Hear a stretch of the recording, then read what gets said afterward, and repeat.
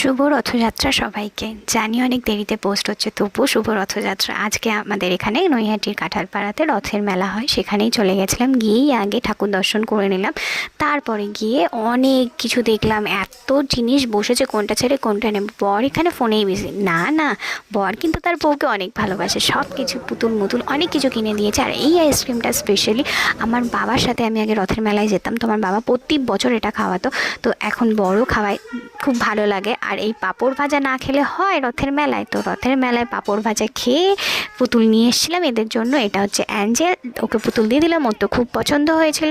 তারপর আদর করে বাড়ি চলে এলাম। তারপরে এসে সোফিকে পুতুল দিয়ে দিলাম, সোফিরও ভীষণ পছন্দ হয়েছিল, ও নিয়ে খেলতে খেলতে বাইরে চলে গেল। দেখো কীরকম লেসে টুংটুং করে নাড়াচ্ছে। তারপরে মা বাবাদের জন্য পাঁপড় নিয়ে এসেছিলাম, আর আমার কাকিমার জন্যও পাঁপড় নিয়ে এসেছিলাম, ওটা তোলা হয়নি। আর এই দুটো পুতুল আমাকে গিফট করেছে। পরের দিনকে দেখি অ্যাঞ্জেল তো ওটা ছাড়তেই চাইছে না, ওটা নিয়েই টয়লেট করবে, ওটা নিয়ে যাবে। আর টাটা সবাই।